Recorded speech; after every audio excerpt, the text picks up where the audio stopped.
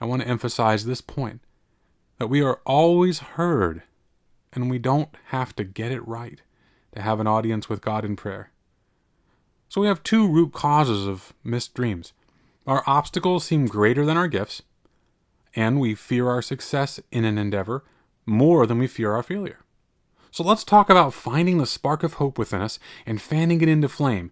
We need to figure out how to sort through our wants, find our passions, and use the power of prayer to find our dreams again.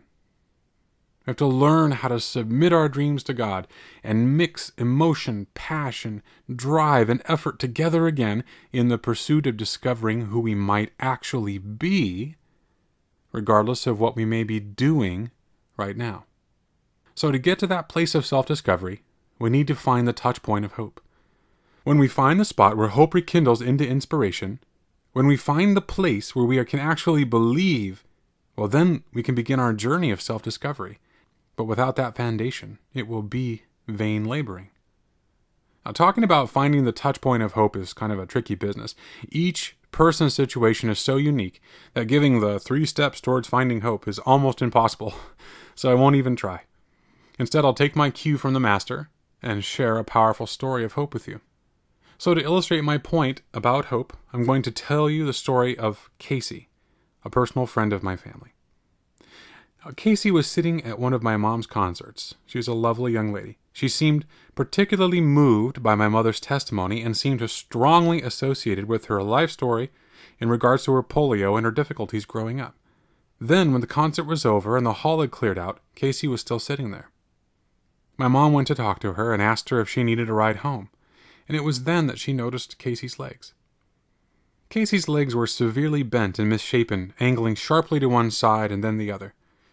She was severely disabled by this condition, and it became clear why she had identified so strongly with my mom's testimony. So my mom asked Casey, would you like to pray for God's healing? After all, it's the Christian thing to do. Casey rather coldly replied, sure, if you want to. My mom thought about it for a moment and decided not to pray, but instead to ask, you've been prayed for a lot, haven't you? And the story unfolded of years of asking, going to every prayer service, every healing service. Every Sunday, good and well-meaning people would gather around her to pray, and nothing. This was a girl without hope. It seemed that God had let her down, and the church had let her down, and then blamed her for having a lack of faith. Christians are kind of funny that way. If it all works out, it's all God. And if it doesn't work out, it's all you. But Casey didn't need prayer at that moment. She needed hope. Casey had been continually faced with being the focus of what other people thought she wanted. The obvious thing, which was to have straight legs. The people that were praying for Casey were hoping to see a miracle for her, but it wasn't her miracle. So my mom asked Casey, Casey, what do you want? And Casey said, well, I want to have pretty legs like everyone else. I want to be normal. I want to walk across the football field for my graduation without a walker. I just want to be like everyone else. And that is a life that needs some hope. That is a cry from the heart. That is the pain of years speaking through a young woman's hurt. My mom asked Casey, can you believe that those things can happen for you? Casey replied that she could not. That she couldn't see it. She couldn't imagine those things coming to pass. So my mom did something powerful. She asked Casey, well, what can you believe could happen for you? Now, this was a situation that Casey had never found herself in before. Everyone had always done all the work, the praying, the seeking, the telling her what God was going to do, everything. Now here sits a lady asking her a completely different question. What can you believe? And it's a powerful question indeed. So Casey sat there thinking, unable to come up with what she felt she could truly, honestly have hope for. And the search is often time-consuming. So Mom offered a few suggestions, and nothing seemed to fit. Then Casey stumbled upon the spark of hope. She said, a boyfriend. You could see her entire countenance lift as she thought about the possibility. A nice boy who didn't care about her legs. She was a beautiful girl. It was doable in her eyes. Now I ask you, what does a boyfriend have to do with straight legs? Not a thing. But for Casey, this was the touch point of hope. It was the spark that relit the fire of possibility for her. It was the beginning of a new journey of trust based on what Casey wanted and not what everyone else thought Casey wanted. It was the beginning of hope. So there, in the darkened pew of that Arkansas church, my family prayed with Casey, a girl who couldn't walk, who couldn't go anywhere without assistance, who would never lead a normal life without dramatic, spiritual, or medical intervention.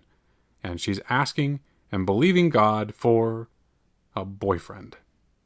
Now, the faith of the people praying is turned on its head, but Casey's faith is charging up because she touched a flame to her hope. It was her hope, though, not someone else's hope for her, and that made all the difference. Hope is a funny thing. The drier it becomes, the more it's set ablaze when inspiration kindles it. She reasoned that there could be a nice young man out there who liked her, regardless of her legs and her continual need for assistance. She could see that. She could visualize it coming to pass. In fact, she even added a few details to her prayer request. She wanted him to be tall, dark, and handsome too.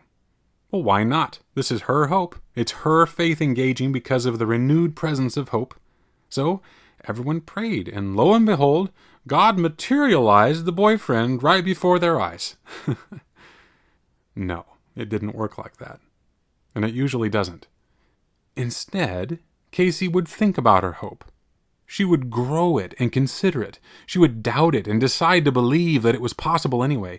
She would have bad days, painful days, and get down on herself and forget. But then she would remember and find that hope again until one day she met a tall, dark-haired, handsome man that didn't seem to mind about her legs.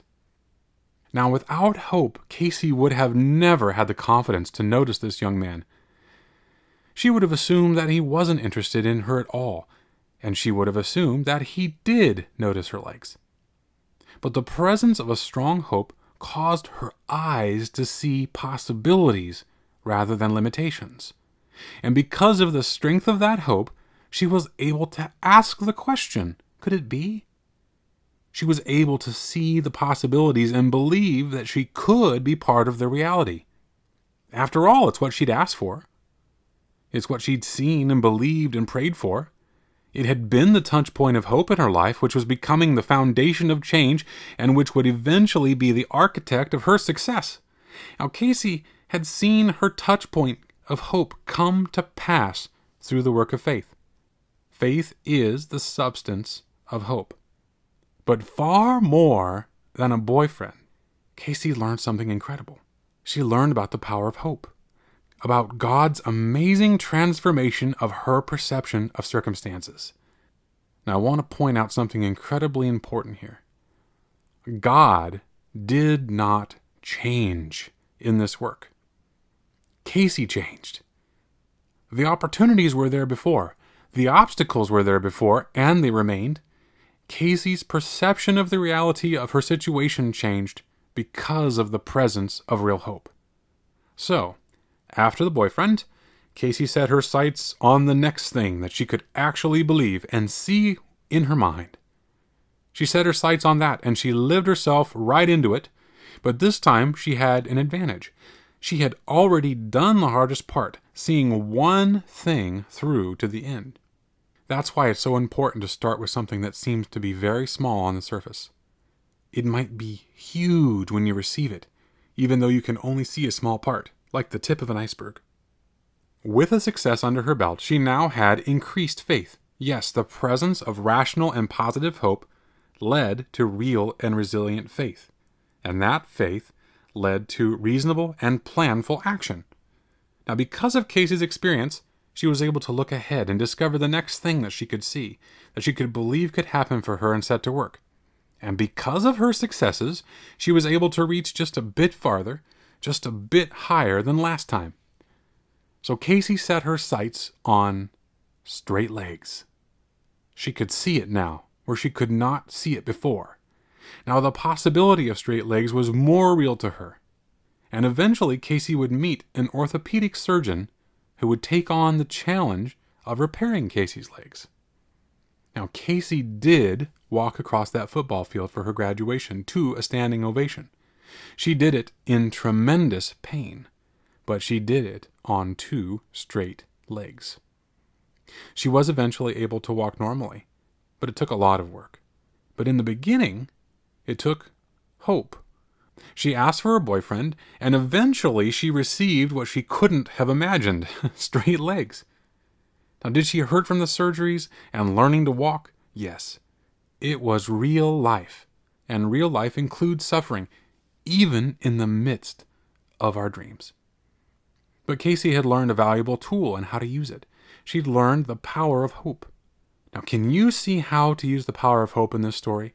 First, you must find the thing that you can actually believe will happen for you.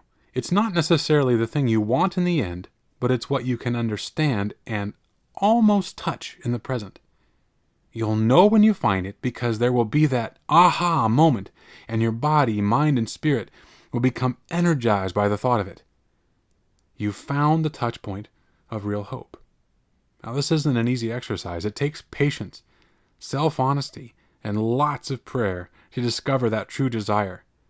But when you find it, then you can set to work asking for it, seeing it in your mind and watching expectantly for the opportunities which will bring it to pass.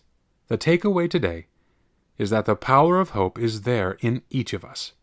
We need to rekindle our dreams, find the touch point of hope, and fan it into flame. Now, that hope needs to be reasonable and rational, and you have to be able to see it happening, no matter how small a step it seems. And I happen to know that God loves this sort of thing and will multiply the effect of your small steps. It can be elusive and exhilarating to search for the place where your dreams begin. It can also hurt. You may need to forgive along the way in order to release your dreams. But that is another episode.